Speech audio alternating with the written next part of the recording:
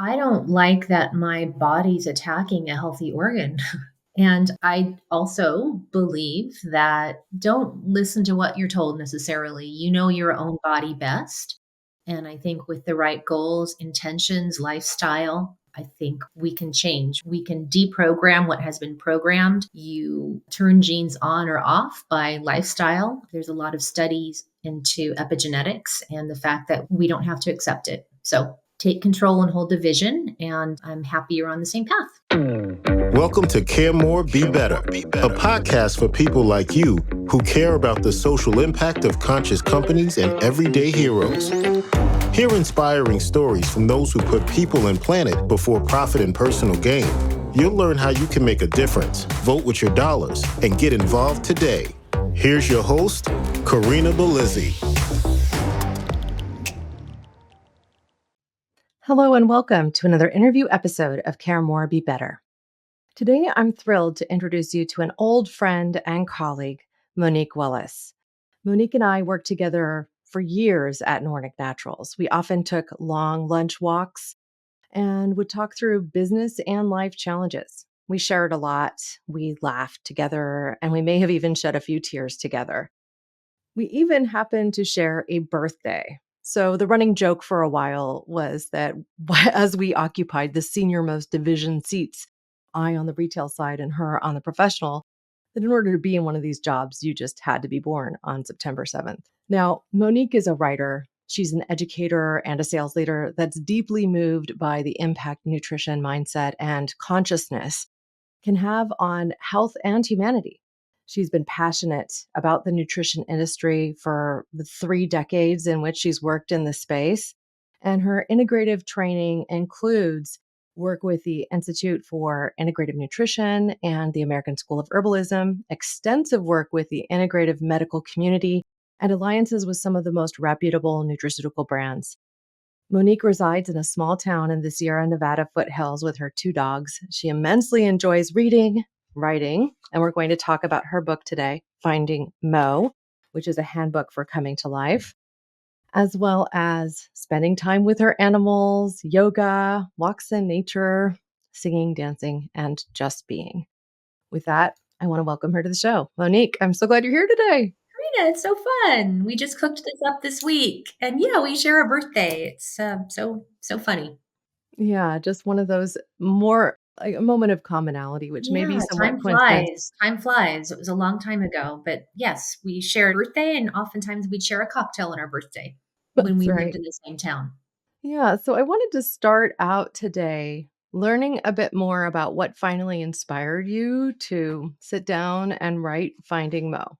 Well, it was angst. I nagging inner voice, which would come up for decades actually. And every time my inner voice would go, I'm not fulfilled, I'm not happy. I would tell it to shut up, be grateful for what you have because I have so much and so many people in the world have so little. So inner voice would get a talking to.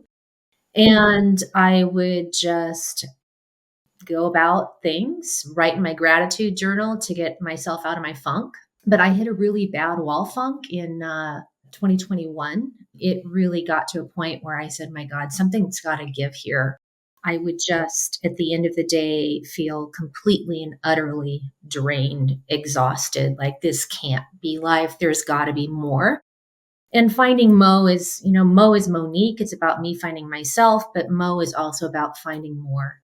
So at that time, when I hit that wall, I enrolled in a health coach course, integrative nutrition health coach course, thinking that, well, it's something I can do in retirement, do some more learning. The nutrition side of it, I didn't learn a lot there, but there were a lot of exercises of introspection and looking at your whole life. And through one particular exercise where we were to create a vision statement for ourselves, and how we would see ourselves as a health coach, what that would that look like. So I rolled my eyes because a vision statement exercise, but I started writing and it started flowing. And I saw myself as an author and speaker and someone who inspires others to live healthier, fuller lives. And that felt really right to me. So that was an aha moment for me. And then a couple of months later, I have a Franklin planner, still kind of old fashioned, but I came across a quote that said, "Don't ask what the world needs. Ask what makes you come to life and go do that, because that's what the world needs. People have come to life." And I started bawling because I didn't feel alive. I felt half alive. But looking at it that way, that really was the whole inspiration for Handbook to coming to life. I'm not the only one that feels guilty about all of the suffering in the world. I'm not the only one who stops him or herself or themselves from moving forward, because why should I have it all? Why should I be self actualized when so many have so little?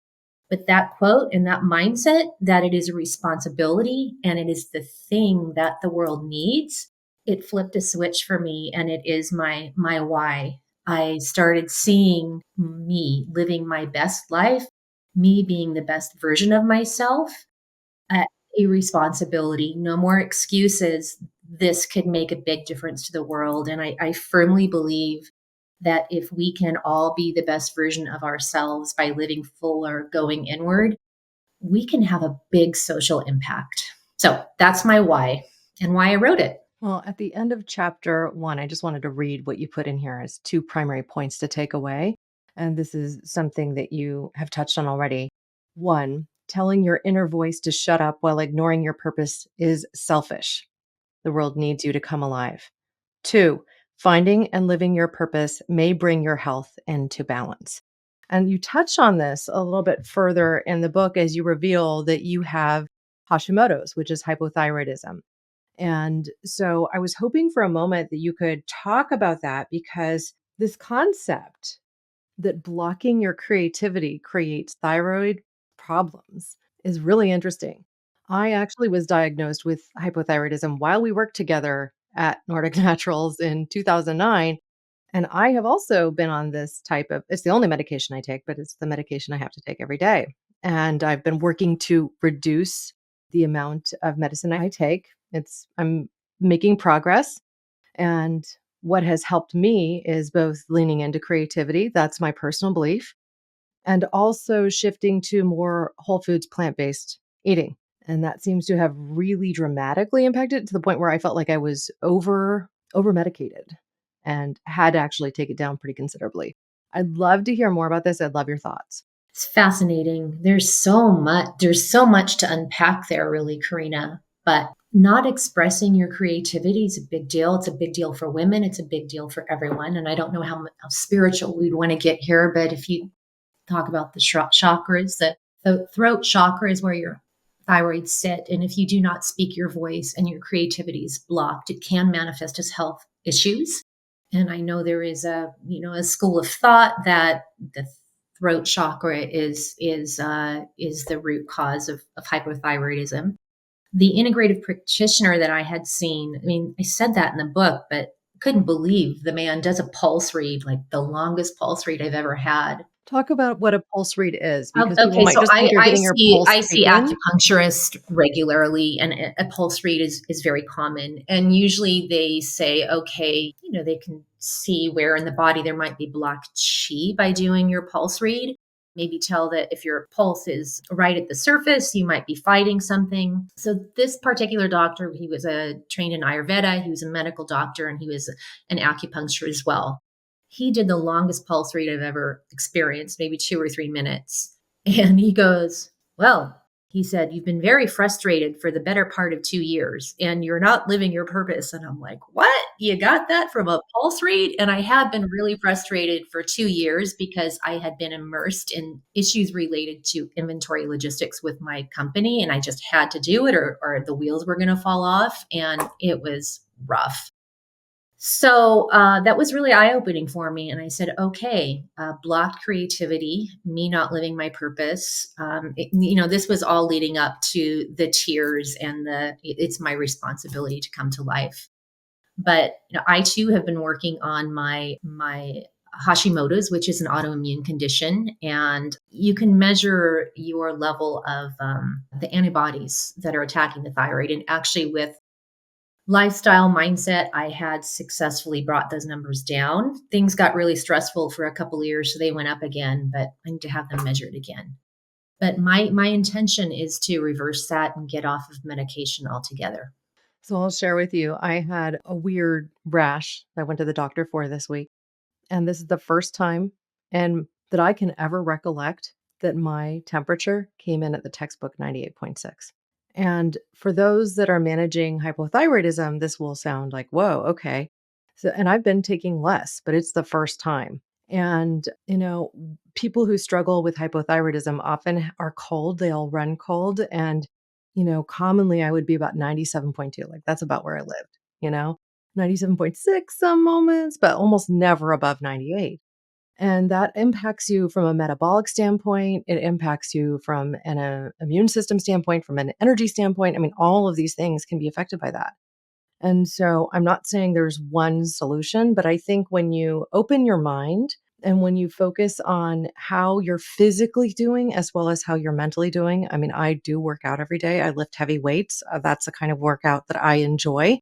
That can also impact your body temperature positively. So I'm thinking all of these things coming in together while also transitioning to plant based eating means I don't have the same endocrine disruptors that were constantly barraging my system when I consumed more animal products. And there's some science that backs this up, but it's a challenging thing when you're told by your doctor, like literally this is what I was told by my doctor. They wanted to medicate me. I needed to take the medicine. If I didn't take the medicine, they're trying to shock you into taking it. You could end up in a coma. How does that feel? And I'm like, I'm going to end up in a coma because I don't take my hypothyroid medicine. And all of the synthetic stuff that they prescribed me, which is supposed to work just as fine as the natural stuff, that didn't work well for me.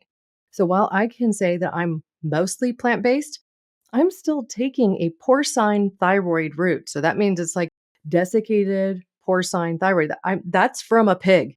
I am not yet completely vegan, and I might not ever be if I can't get off of this thing. So, from an ethical standpoint, that's also tough for people who are ethical vegans. Now, that's not what brought me to that journey. But I also don't love the idea of having to consume a drug for my entire life. How does this make you feel, or what are your thoughts around that? Yeah, I don't like that my body's attacking a healthy organ. And I also believe that don't listen to what you're told necessarily. You know your own body best. And I think with the right goals, intentions, lifestyle, I think we can change. We can deprogram what has been programmed. You turn genes on or off by lifestyle. There's a lot of studies into epigenetics and the fact that we don't have to accept it. So take control and hold the vision. And I'm happy you're on the same path. Yeah, it's awesome to see. Now, I also, one of the things that I found very just transparent and beautiful about your book is that you lean into talking about pain and how pain is something that frankly is unavoidable throughout our lives. You might deal with the loss of loved one.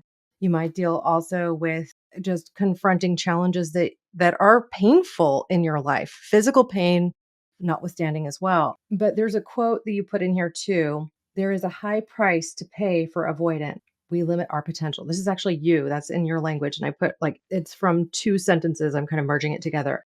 There's a high price to pay for avoidance.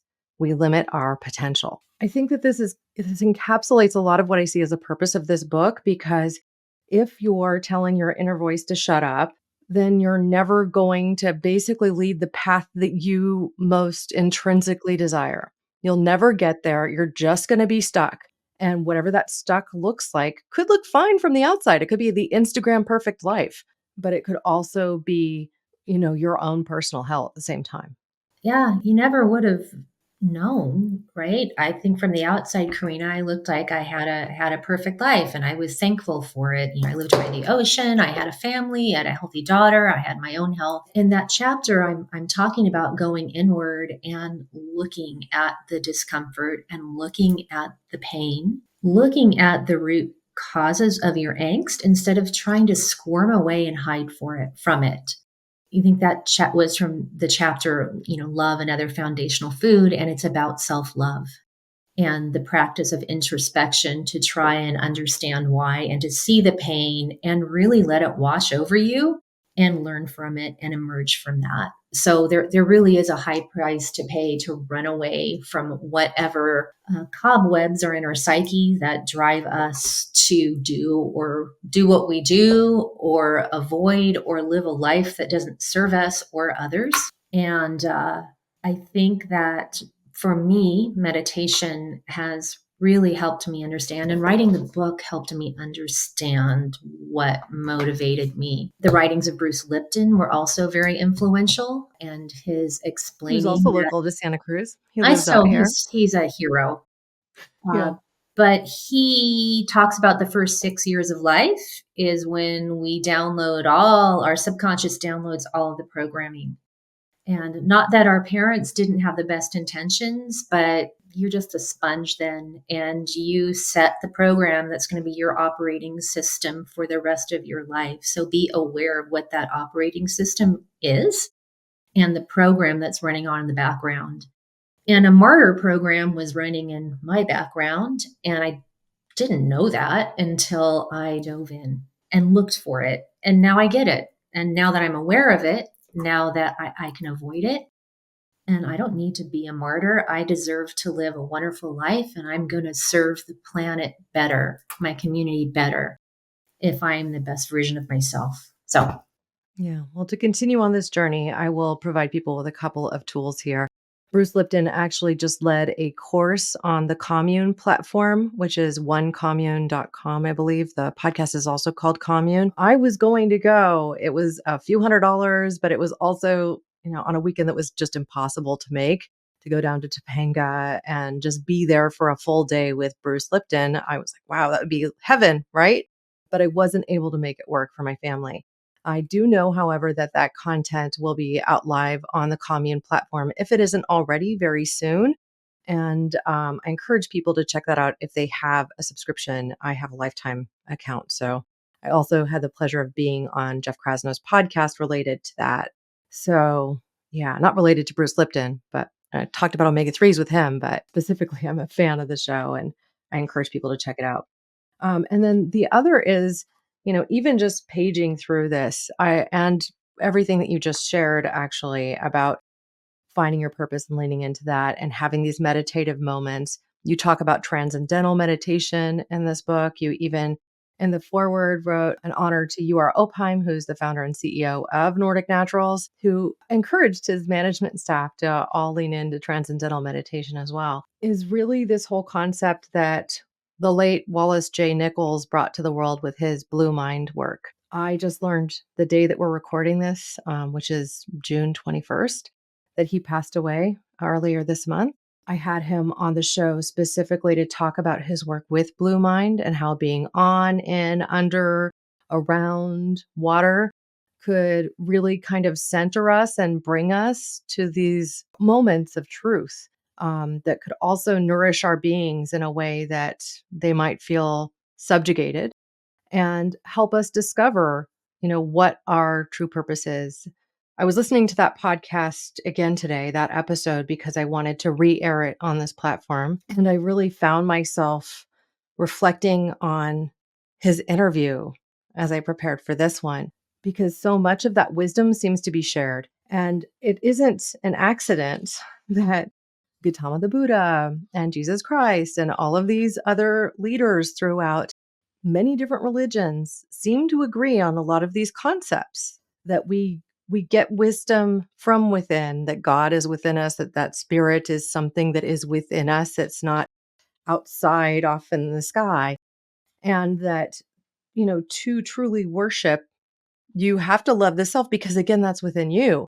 And I think that this is a really healthy reminder for people, whether they be religious or not, whether they be spiritual truly or not. We can be on a path of self discovery and admit that we need to love ourselves to get to this space where we can capture the inherent wisdom of the universe. I don't know how else to put it. it's all there. As I say in the book, I do not fall into any religious bucket. I was raised religious. I wrote a chapter in the book called So Jesus and Buddha Walked into a Bar. as I was on this journey of introspection, I had a light bulb moment. I said, my God, the teachings of Christ and Buddha, they're like completely well aligned. And it is about, knowing the self and going inward. And I thought it was a light bulb moment. And then as I did a little research, as I was writing that chapter, I said, my God, there's been books and books and books written about the parallels between Christ and Buddha and Krishna. So, yes, there have been spiritual leaders throughout history that understood the way. And the way is by going inward and being connected with the world around us, being connected with our community, and raising the vibration as well by doing so, by being joyful. And I think the Howard Thurman quote that inspired me, do what makes you come alive, because that's what the world needs. And when you are alive, your vibration is higher, you are more creative, are more collaborative. Instead of being outraged, let's collaborate and be creative and solve and spread that like a virus. And we're going to head toward a better world in doing so. 100%. Another thing that you do with this book is you share your moment of what sounds like a divine love. Can you talk about that moment? Yeah, that was it was quite an experience. I've had a few experiences that have kind of blown my mind, but I was in my 20s and I was in a devoted relationship. Thought he was my soulmate, and learned after 2 years of struggle that I had been betrayed. And I was devastated, of course, as one is, and I was sobbing on the couch one day. And I going into that, I knew I had to lean into the grief, that it was going to take me a long time to process the grief. So I wasn't drinking, I wasn't smoking anything. I was just leaning into the grief. So I'm sobbing on my couch one day, and all of a sudden, out of nowhere, I felt this warmth and this light around me, and I stopped crying, and I just felt this love. And it was so palpable. I reached up my hands, and it changed my life. And I look at that experience as having been one of the best experiences of my life, because I experienced that.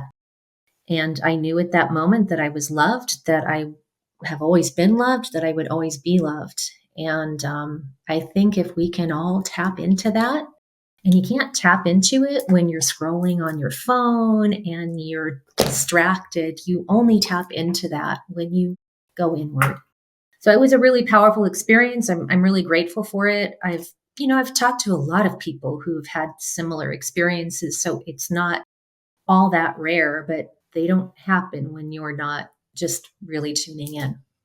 I reflect when I hear that story on the moments within my life when I have gone really inward. And for me, it takes being alone and alone for stretches of time, not just, like an afternoon, right? I traveled throughout Europe in my early 20s, and I felt like I tuned into something that was bigger than me. Like I could assess where, I needed to physically be, and even would re encounter people I had met earlier in my travels in another town, hundreds of miles away, just because I'm like, I need to stand here for a little longer. I'm not sure why, but I just need to do that.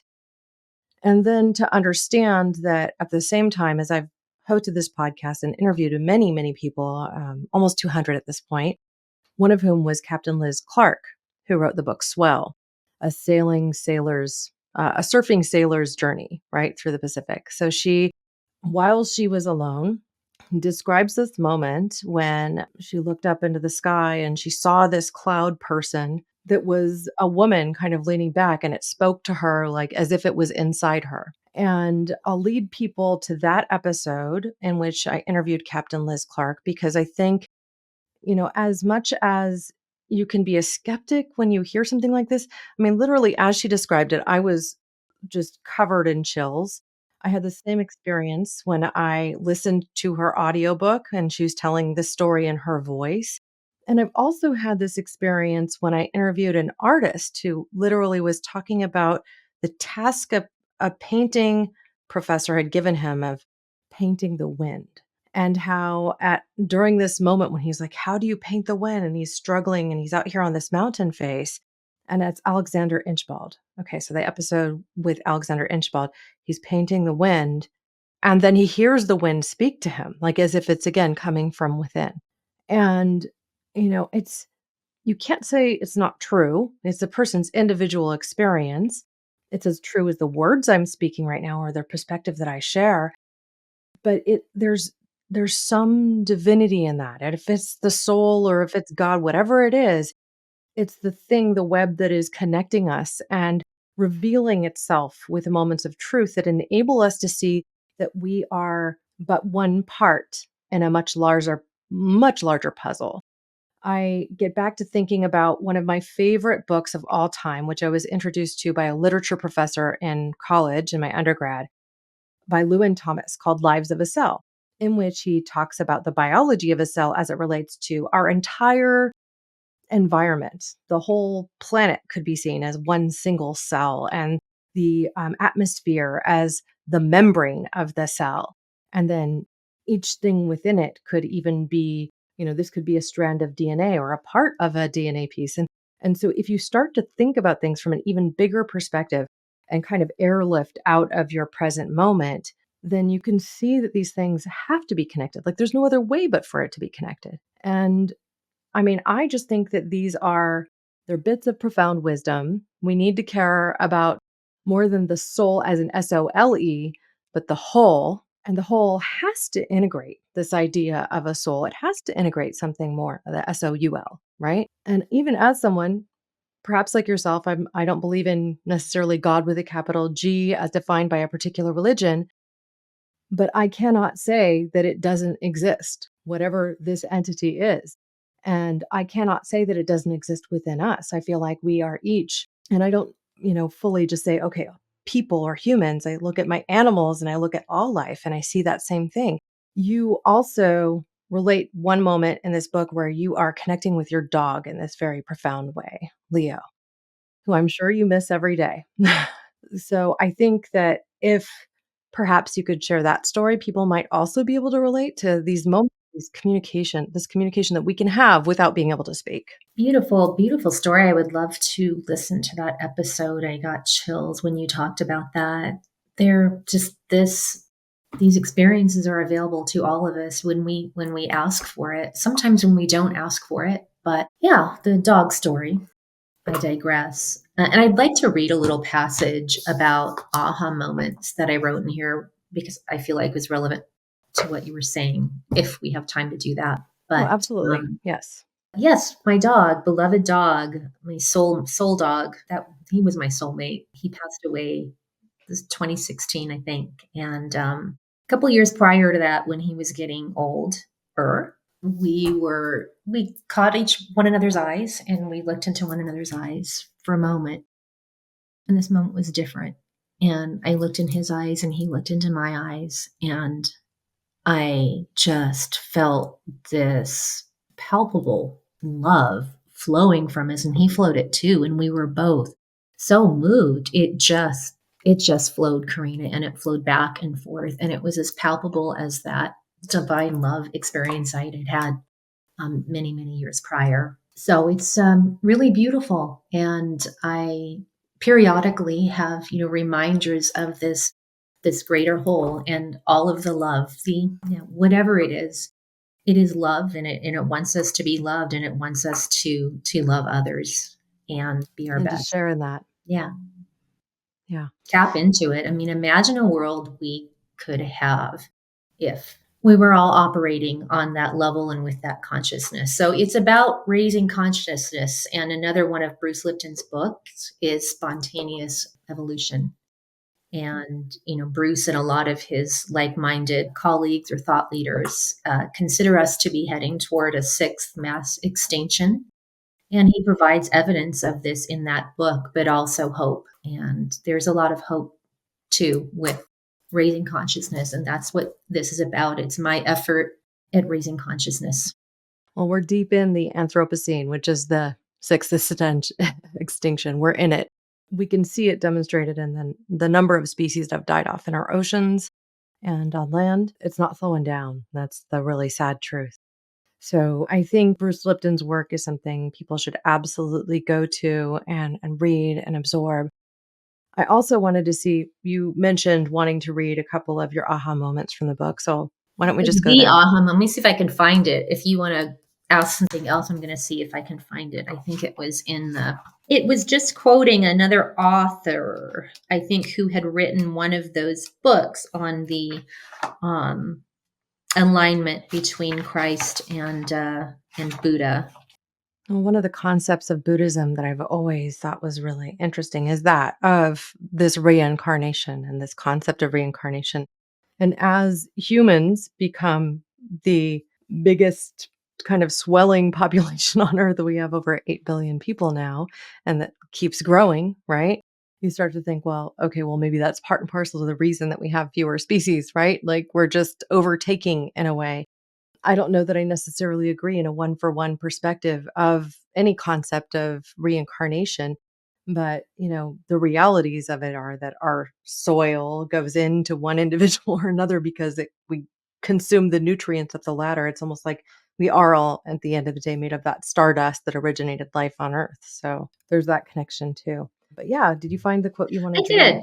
I did. So the book was The Parallel Sayings. Author Richard Hooper, in his book Jesus, Buddha, Krishna, and Lao Tzu, The Parallel Sayings. He says, if the words of certain teachers move us, and if we were to examine our thoughts while reading them, what often strikes us the most is not that these teachers are telling us something new, but they are reminding us of something we already knew, but perhaps had forgotten. It's as though we had always known these truths at some deep level, so we respond with, aha, yes, of course, I knew that all along. These teachers reveal the truth that has always been within us. I found that so profound and so true. Well, and one of my favorite spiritual leaders of today is Sadhguru. And one of the things that he says when people press him is no, he doesn't read anything. He hasn't read any of these spiritual texts. He just knows how to listen. And he goes inside and listens to this for the profound truths that he then shares. And every interview with him is a complete mind walk. And I might use another expletive, mind,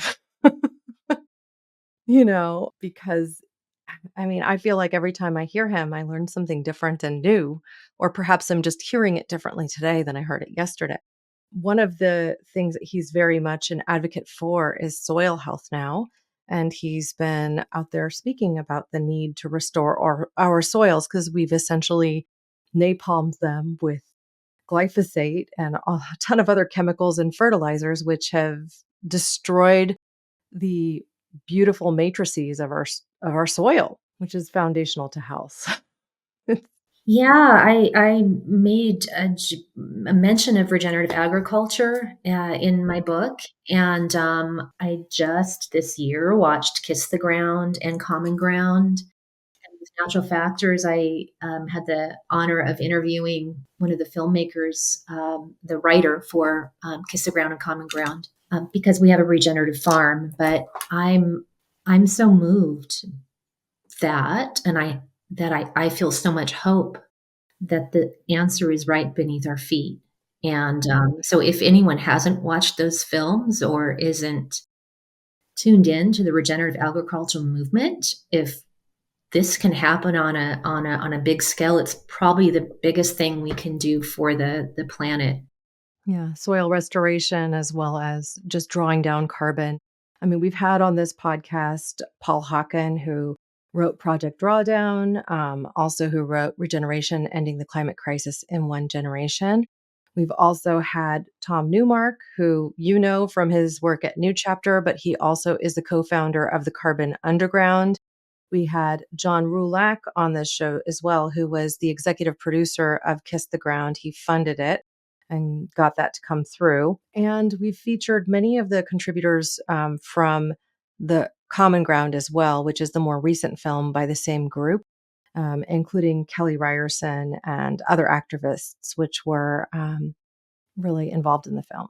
So, I mean, this work is going to continue. And whether you continue to eat meat, the only meat you should eat, in my opinion, is organic, regeneratively grown.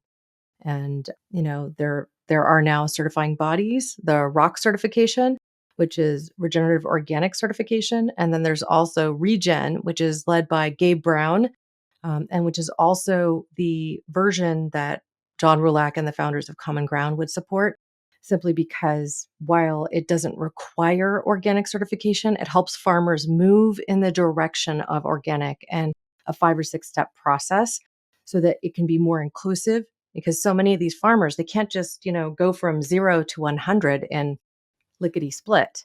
They have to make progress and change. So I've very much appreciated that about the Regenified movement within the organic field.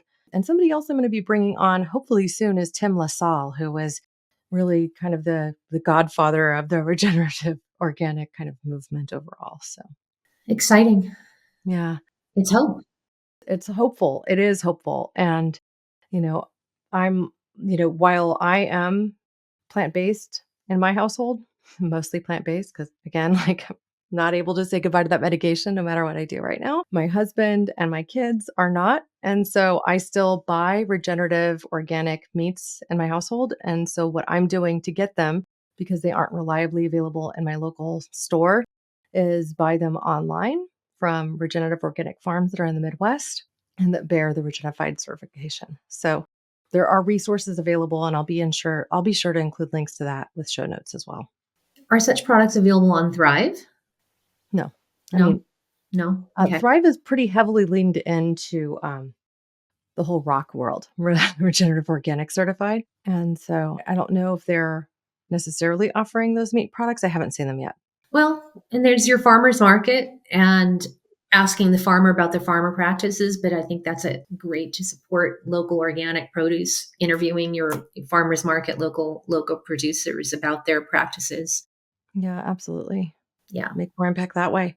A lot of people are, raising backyard chickens to get their proteins or even rabbits in this day and age, which is how I grew up. I was born on a hippie commune and we had a lot of produce that we grow. We raised rabbits and we raised chickens for food.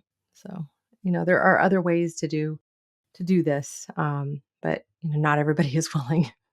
But the livestock are an important part. The planned rotational grazing is an important part of regenerative agriculture, and livestock, when they graze in quadrants, they're amazing stories in common ground and kiss the ground of land that was desertified and has been brought back to life. And it doesn't even take that long, but livestock. No, and I mean, I witnessed this occur also on a horse farm in the Tuolumne River Basin area of Oakdale in California. One of my friends, Connie, procured a farm, and it was just like river rock and nothing, right? And so what she did was through grazing animals, like gradually with the horses, rebuilt the soil, and now they have thriving pastures. And so her horse farm, yes, it's in Oakdale, it's hot in the summer and whatnot, but like it's literally paradise for horses at this point. And that soil wasn't even there before she took on the property. Yeah, we can fix it. And healthy soil is going to draw down carbon from the atmosphere. And we have a choice, right? We can head toward the Mad Max Beyond Thunderdome landscape, which is kind of what I see, or we can have a greener world for generation. But there's a United Nations says we have 60 harvests left if we're on the same trajectory. 60. That's potentially our lifetime and certainly our children. So it's really scary and important that we get involved now. And one of our largest exports is topsoil. So the fact that we're actually exporting our topsoil is also very alarming because what do you end up with then? I mean, we talked about this with Paul Hawken, where you essentially end up going from soil that's healthy and thriving and got its, honeycomb of mycelium within it that holds moisture, that sequesters carbon, that supports life, to something that is really just dirt through plowing and dousing with chemicals, either chemical fertilizers and also pesticides. It just basically becomes dust. We learned this during the Dust Bowl, like literally by degrading our soil in this way, it all just blew away. And so we need to take steps to prevent that. And it starts with education. Yeah, we need to stop blowing it. Time is running, clock is ticking. We need to stop blowing it. Yeah. Well, this has all inspired me. People like those that we've mentioned today, even yourself, Monique, Mo, for coming out and saying, like, you need to find your purpose. It's important to do that. Listen to yourself. It's not a selfish ask. These are all things that we need to do. I have applied for a PhD program in sustainability education at Prescott College. So pretty soon, I expect to start those studies. I think I will be accepted. I've interviewed 3 of their professors on this podcast, and I'm very hopeful that by the time the school year rolls around for my kids, it will also be rolling around for me. Well, there's a quote. I have a quote at the beginning of each chapter, but there's a Rumi quote that says, walk on the way and the way appears. You don't need to have a plan. It doesn't need to be a big thing. It doesn't need to be a drastic change. It is just one small step toward what you think you want. And then other things can fall into place from there. So Yeah, the you're path walking on the reveals way, itself. Corrina. That's right. Well, thank you so much for joining me today, Monique. This has been My my absolute pleasure. pleasure. All right. Thank you. To find out more about Monique Wellise and her work, visit findingmo.life or just go to show notes where we provide all the links that you'll need, including the expanded blog on caremorebebetter.com.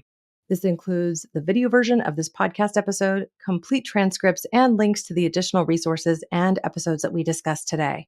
As a reminder, we are launching our new Cause Before Commerce site this summer, circleb.co. This site will host the same great content you find today on caremorebebetter.com while also providing helpful tools to live a little greener, a little more socially aware, and locally engaged.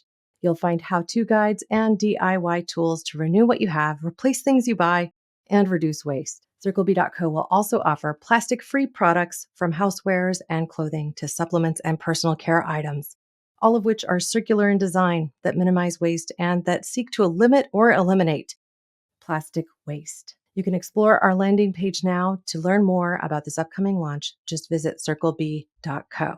Thank you, listeners and watchers, now and always, for being a part of this pod and this community, because together we really can do so much more. We can learn to love ourselves a little bit better and step into who we are truly meant to be. Thank you. Thanks for listening to Care More, Be Better, a podcast for social good. To make sure you never miss an episode, subscribe, rate, and review wherever you listen to podcasts, and share with your friends to help us reach more people and spread more social good.